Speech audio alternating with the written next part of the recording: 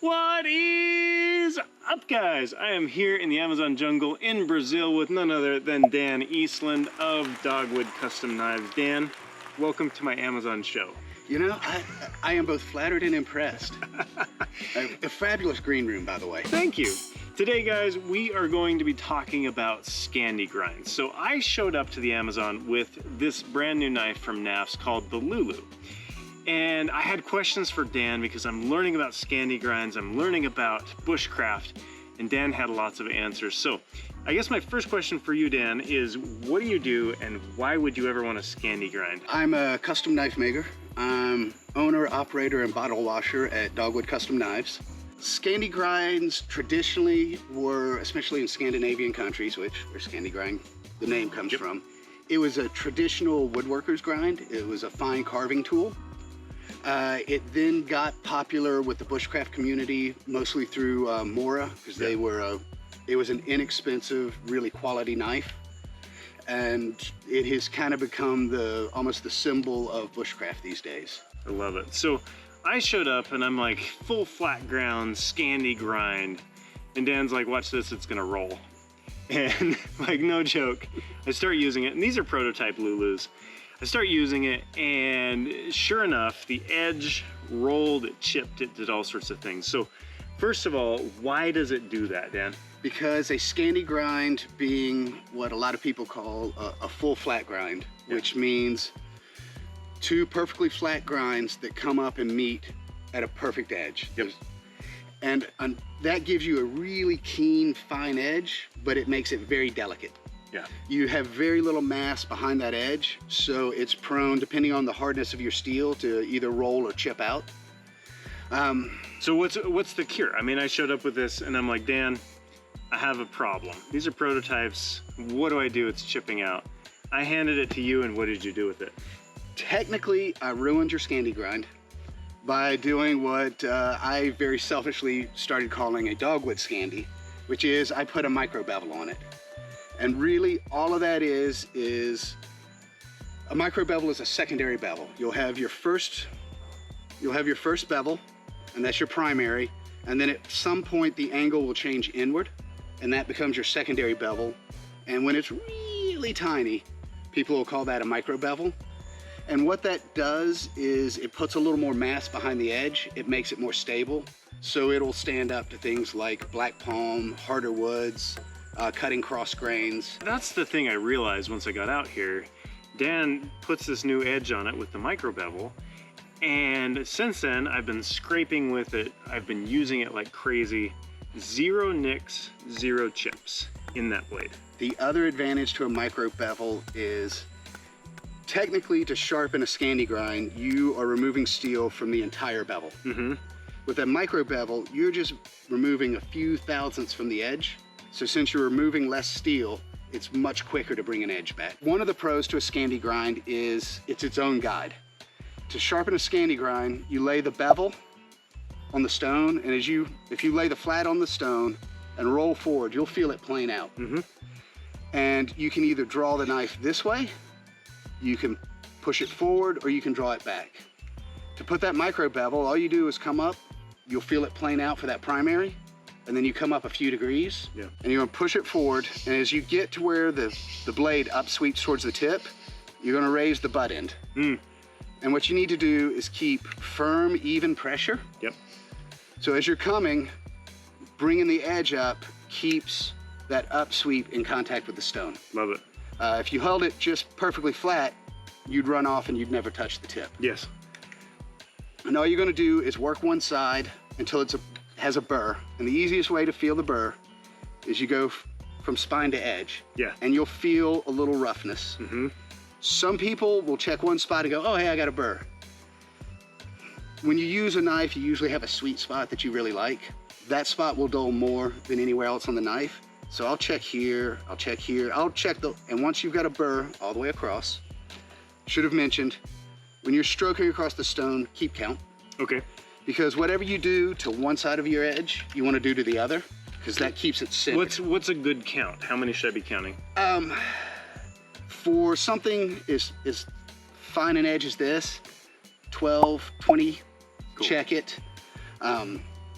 Also, these DMTs, these diamond stones, cut very aggressively. So on a natural stone, it may take a little longer. When you get in a hurry, people will let their edge run off. If you're either really good or lucky, nothing happens. Yeah. If you're not lucky, you stab something, you cut yourself, you scar your wife's table, or you mess up your tip. You really want to, you always want to be under control, nice and smooth, and when you get to the tip, lift it straight up. Okay. That is a safety thing because it keeps the edge from running away from you. Yeah. And later on, when you're stropping and using some other techniques, it's building proper muscle memory. So work one side, feel the burr, keep count of how many times you went. I unfortunately taught myself to sharpen left-handed, and now I only sharpen left-handed. So I occasionally do something foolish, and I will sharpen towards myself. It's wrong in every way. I love it. Teach the people your way. My advice, if you're first learning to hand sharpen, as soon as your dominant hand gets tired, switch over and use your right. Okay. The best thing that can happen is you get ambidextrous being able to sharpen. Yeah. So I say that as I'm about to do something you shouldn't. And if you went 12 passes... Roast him in the comments, guys. Just roast him. Once you've gone, again, say 12 passes this side, 12 passes in the opposite direction, same technique, you should feel the burr on the other side. If you haven't, come back.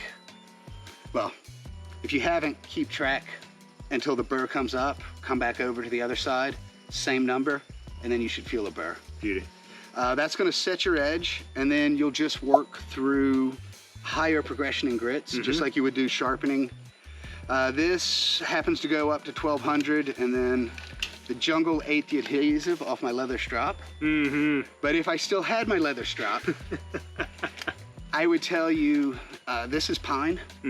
Take a soft piece of wood, pine, poplar, just the weight of the edge, draw it cross grain, and that will clean off the edge and it'll clean up the burr. And then when you go to strop, sharpening, there's lots of arguments. It's very valid, but it kind of comes down to a redheads versus blondes conversation. Yeah. Pushing, some will say you'll build up a slurry and that'll cut faster. Yeah. Some will say you're putting scratches in your edge you don't want.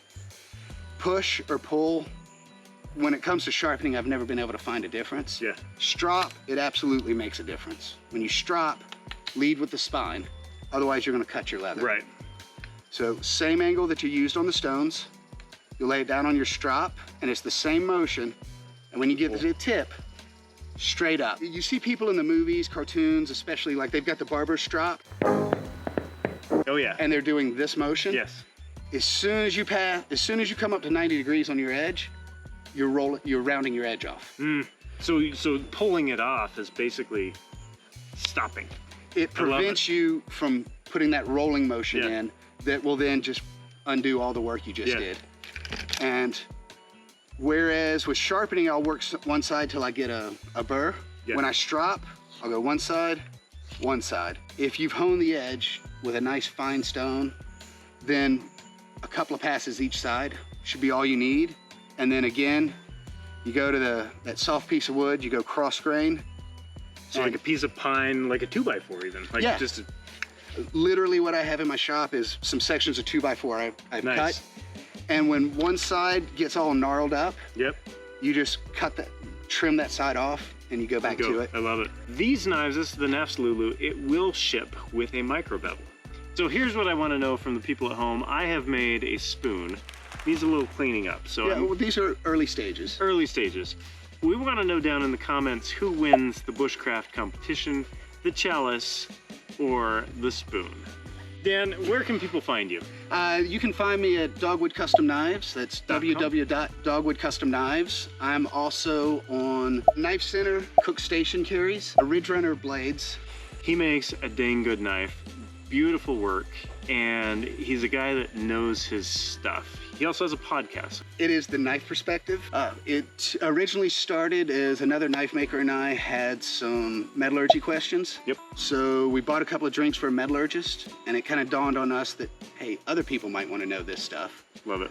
So we're 83 episodes in, and every episode is a different aspect of knife making. He's interviewed like all the people too. So if there's someone who knows about knives, he has interviewed them. It's amazing. Dan does amazing work. So I have been very fortunate. The community has been very good to me. I love it. Guys, if you like what we're doing here, go check out Dan's stuff. You can snag the Lulu anywhere Knafs products are sold. Also, you should subscribe to the channel because that tells me that this stuff is a good idea. Is it a good idea? It's an outstanding idea. I love it. Guys, thanks for watching and have an excellent day. We're just gonna go hose off because real talk, it is so sweaty.